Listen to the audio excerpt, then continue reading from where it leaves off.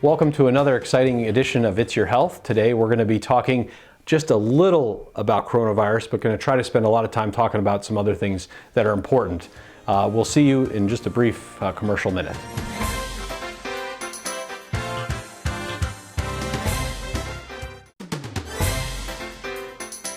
Welcome to the first segment of It's Your Health. Now remember, anything we talk about here, I don't care if it's that the sun is nice. You got to talk to your healthcare provider to confirm it first before you do anything we talk about. Let's get it out of the way. Sure. Coronavirus is something that's new. It's here. It's been around, getting kind of tired of it, but it's going to be here to stay. So let's talk briefly just about coronavirus and some signs. Let's start with some signs and symptoms. What do you got to look for? But first, to be just flu-like symptoms, but it's expanded now. So let's talk about it a little bit. Sure. So I'm sure everyone has heard of a lot of the varying symptoms, some of the typical and atypical symptoms. As you said, flu-like symptoms, cough, usually a dry cough, shortness of breath can be associated with it, fevers, myalgias, muscle aches, pains, feeling tired, fatigue. Then there's some of these atypical symptoms that are now becoming more common, loss of sense of taste and smell, also some GI associated symptoms, nausea, diarrhea. Sometimes we see those with a viral infection like a gastroenteritis, but that can be caused by a coronavirus. Some of the other atypical symptoms, conjunctivitis or inflammation of the eye, like redness in the eyes. And then also like a dermatitis can be kind of an odd presenting symptom. And then there are the really kind of more atypical symptoms of like a blood clot, swelling in the leg, purple toes or discolored toes. Those we don't see too frequently. And it's mainly the respiratory symptoms or GI symptoms that we're seeing. And it's usually in coordination with positive contacts, which now are becoming more common. Right. I think the good news is overall it's starting to look a little bit better because the numbers have certainly gone down. But in that, as we've moved forward, we've seen a lot of change in kind of the symptom complex.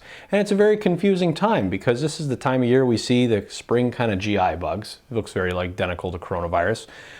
We also see allergies and all kinds of other things that are very conflicting. So you think you have coronavirus. What are we going to do? Well, first off, you want to contact your healthcare provider. I think that's like an immediate kind of concern. You don't just want to go walking into someone's office. You don't want to go walking around town figuring out what to do or calling people over to talk to them about it. Really, coronavirus, as we know, is very contagious, almost like the common cold, sticky stuff. And in some individuals, more deadly than the flu virus. So first things first, contact your healthcare provider, kind of go over your symptoms and discussions. There are ways through virtual platforms now, which we'll get to in a little bit, of ways to interact with the healthcare community, especially with Lehigh Valley, so that you're able to kind of coordinate your care in a safe, efficient manner. But again, if your symptoms are extreme and you're unable to really keep a full sentence and you're having difficulty breathing, it may even lead to just calling 911 and kind of going to the emergency department. Yeah, by far and large, it's pretty mild. Not everybody is like we see on TV. They have to be bad to get on TV, just like us.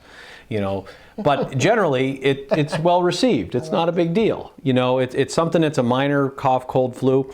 As of today, the date of this show, we still have 2 test centers here in town that we're able to accommodate testing. The testing has gotten much faster. We used to wait 5-7 days, sometimes longer for tests. Now tests are done within 24 hours. And that's extremely helpful because it really can get a good idea of what's going on quickly. So let's now, we talked about what coronavirus is, what it looks like. Let's talk about what it's done, to us and kind of like Lehigh Valley in general. What's the first thing Lehigh Valley did when coronavirus really hit and got out of hand? What did we do? We shut it down, yeah. Absolutely. Pretty much all practices closed, and not necessarily closed, but kind of kept minimal patient and healthcare community interactions, physically, face-to-face. We kind of immediately moved 10 years forward in telemedicine to then calling patients, talking to them over the phone, doing video conferencing.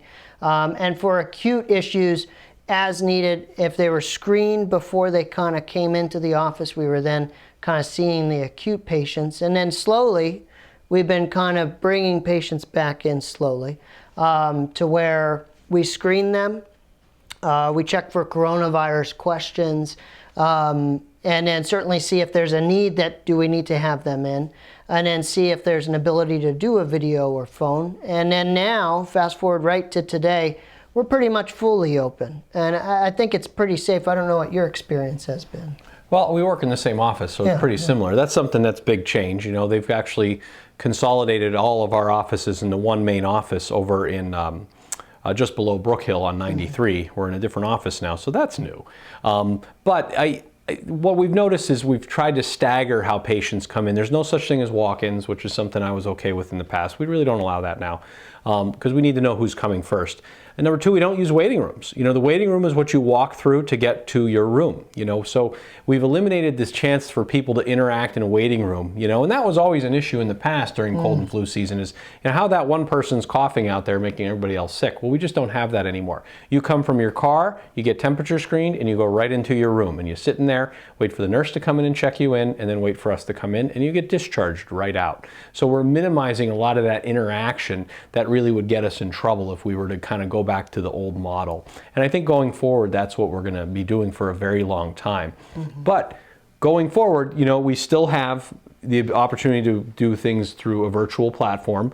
We really are not doing much via the phone unless we have to. However, we're trying to do most of it through videos. And Lehigh Valley has a wonderful portal that allows us to do that. You can do it over a computer, you can do it over your phone. It's actually quite easy.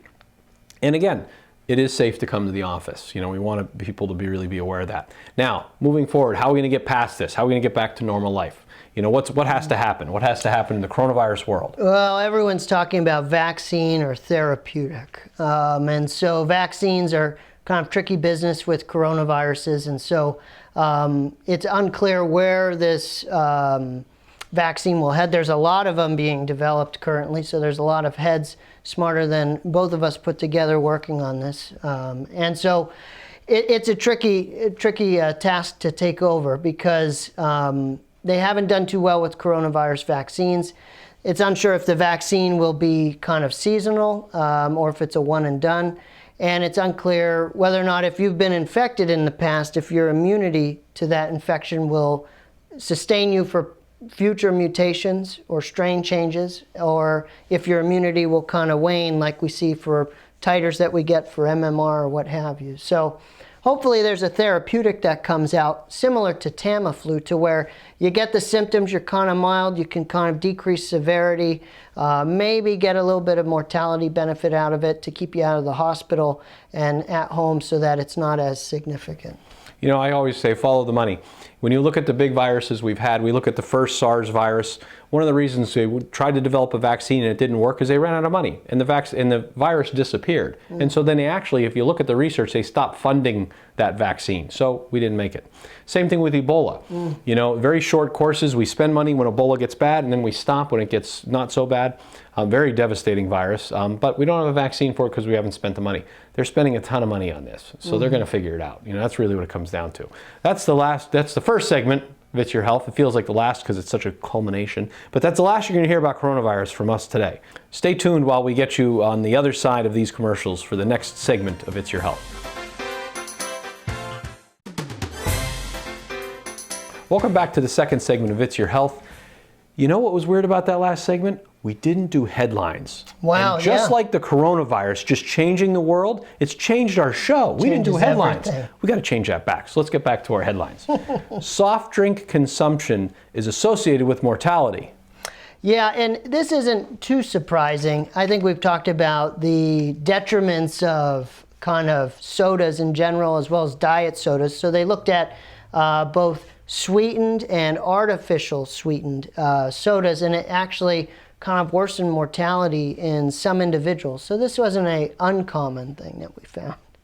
Headline number 2, therapeutic potential of fecal microbial transplant for obesity. Yeah, we've talked about this in the past, and then you, of course, reminded me of your intellectual prowess and how you talked about it several years ago. Yeah, like 3 or 4, before I was born, maybe. And you talked about how in this article we see that there are kind of the bacterial flora in our gastrointestinal system that when they do these fecal transplants in a very particular way, that actually people will go from an obese status to a non-obese status. And it's thought that it's related to these 2 bacteria and the concentration of them. There's one good, one bad. And that when you transplant these good microbiota into individuals who don't have it, they actually lose weight, which shows that it's an extremely important fact of health about having good, healthy habits. And I think that's where the diet sodas and sodas also play a role with the artificial sweeteners and these kind of bacteria in your gut. Alrighty, so people are sitting around more. Is that a good thing? I think we're doing it right now. We're doing it now. Our new office, we're sitting more. That's a problem for me personally. But what are the risks of sitting too much? I mean, is too much of anything a good thing or a bad thing? Well, yes, in moderation, right, as our father would say. So, yeah, we are seeing a lot now with kind of quarantines and what have you, and work from home, of a lot of sitting down, especially with the weather that was happening a couple weeks ago. And we see that health with sitting down, first off, weight gain, joint pain, worsening of sciatica and back discomfort, kind of blood pressure can get elevated. And so it's a whole host of issues that kind of go with sitting down. We're kind of made to walk, you know, man or woman or Homo sapien, we're not made to just sit down all day. We're made to kind of move around. So what are we going to do about that? We're going to get up. Because they actually had a study that looked at this, and they showed that there's an association of decreased mortality with increased step count. This kind of goes with the pedometer use. A lot of people now are using iWatches or Apple Watches and different types of devices to monitor their steps. And I have patients that are in their 70s and 80s, and they compete with their family members about how many steps they got. And they call at the end of the day, I had 8,000 steps today. And actually the study showed the more you step, the better you're going to be. Oh yeah, and I think that makes sense where a sedentary lifestyle is not necessarily a healthy one, especially with weight loss. And we know that excessive weight causes more harm on multiple comorbidities. And so more steps, the better. And I think also in that article, it showed that not necessarily how fast you step, but just keeping a nice pace. You're not having to run, you're not having to kind of rush through your steps. And I always recommend to patients, listen, you have a smartphone, it's smart for a reason, use it. It can track your calories, it can track your steps. Do about 8,000 to 12,000 steps per day. That's just a sign to be active. Now, if you're going to the gym and working out and doing this and that, that's a little different. But to maintain an activity in these smartwatches, smart devices kind of keep us on track to see how active we are, because in some days, I'll see maybe I have only 2,000 steps and I get home and I say, well, I got to get outside. Go for a walk, take those kids out. Alrighty, so what are some things that, you know, people are sitting around, they're a little bit more stressed. One thing we find a lot, sometimes doing these video visits, we see there's someone just smoking while they're talking to me, which just is just the best. You know, I can't believe that someone would do that. So let's talk about quitting smoking. That's something you can turn a negative like this quarantine business we have to deal with and turn it into a positive. You know, better yourself. Sure, yeah. Good habits or bad habits will thrive in these type of times. And so the way to quitting smoking is even just debating it and considering it. And there's kind of multiple things you can do. You can write down why you want to quit: money, your health, other people's health, kind of impression on your children and what have you. Additionally, how am I going to do it? So you come up with a plan. We always discuss pharmacologic approaches. You know, Chantix is one, Wellbutrin's another. There's acupuncture. There's people who do it with therapy. Some just do it cold turkey. I think one of the stronger methods that we've seen people actually have one of the best benefits from is Chantix. It does have side effects that we certainly would ask that you review with your provider if you're appropriate for Chantix. But there is a good success rate with it as long as you continue it. And I've also seen some gum and patch use, but the problem with those is you just can't smoke while using them because it's too much nicotine. That's right. So lastly, we're just going to change gears and kind of turn to the youth, and it's going to give us a clue as to kind of the next segment. This is like, they call this a segue. You know, this is what they call in the biz. The thing like you walk around on? Yeah, no, you don't walk on it. You stand there and it segues you to the next thing. Alrighty. Restrictive eating disorders in previously overweight adolescents and young adults. Is it a good thing for crash diets or not so? Like, I get it, it's bad for crash diets, but you know, I think you had a great analogy earlier when we were talking about this show. Sure. So there is reading the article, we have these individuals who are trying to lose weight, and they want to lose weight fast. And it's kind of, oh, doc, I've lost, 20 pounds in a month. And it's like, oh, wow, that's interesting how you did that. And what we see is, an analogy is you see someone who's maybe 240 pounds who gets to 200 pounds. But then you see someone who's 120 pounds gets to 80 pounds. And you look at the person who went down to 80 pounds and you say, geez, are you okay? Are you sick? You look at the person who went down to 200 pounds and you say, wow, congratulations, high five. They may have been using the same methods, and that's almost like a starvation. I'm not saying losing weight is unhealthy, but doing it in an unhealthy way is unhealthy. And when you starve yourself, you almost create more stress on your body, osteoporosis. You're at risk for vitamin deficiencies, and it creates a cause of rebound issues that are tough to come back from. So these crash diets, really things are done over time in a nice concerted effort, not necessarily in 6 weeks. Right, I get it. Well, second segment's done. That's going to segue ourselves into the third segment. That's after 2. We'll be right back after these brief commercial messages.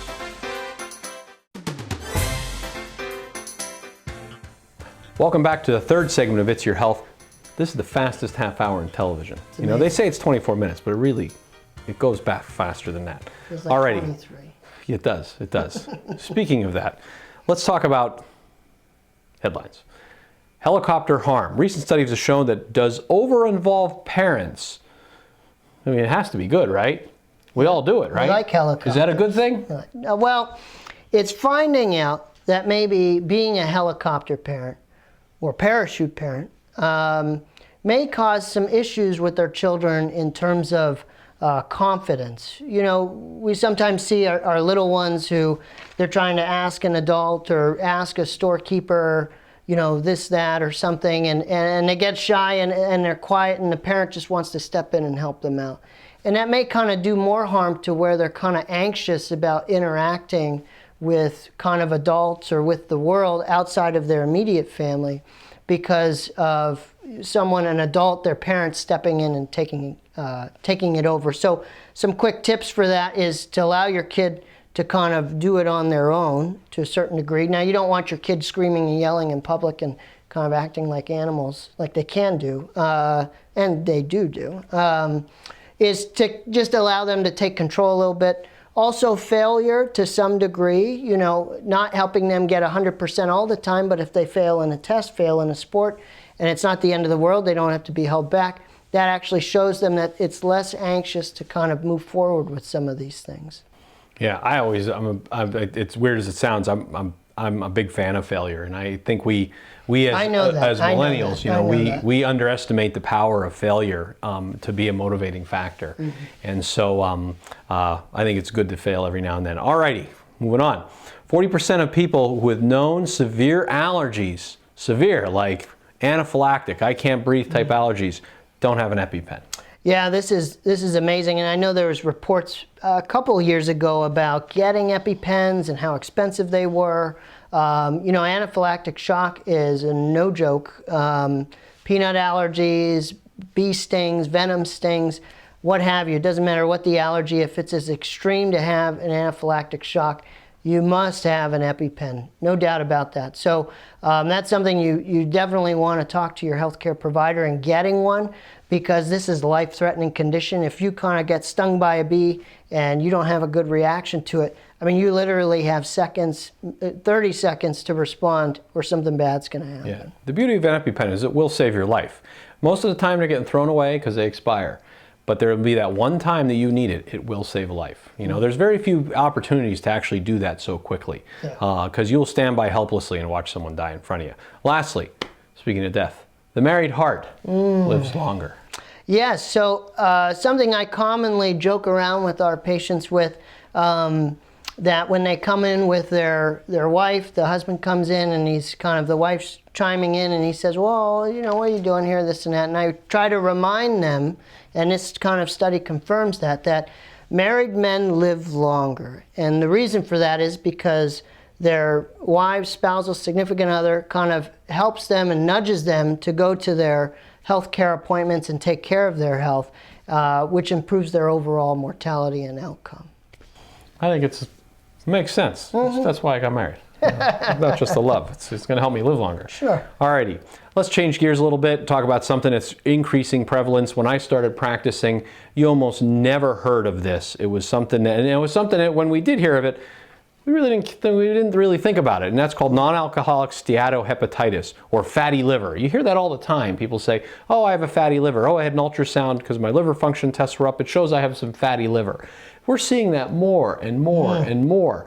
And it's actually not just fatty liver. It's actually causing liver dysfunction, and we're seeing people really progress to significant liver problems. So let's talk a little bit about, definition of fatty liver and what we can do to kind of try to treat it or really prevent it. Yes, so I think that's kind of a big thing. Fatty liver disease, I feel like, is going to become kind of like the silent hypertension, silent killer moving forward. And it's very common, very prevalent. And usually we see this in obese individuals, but not always.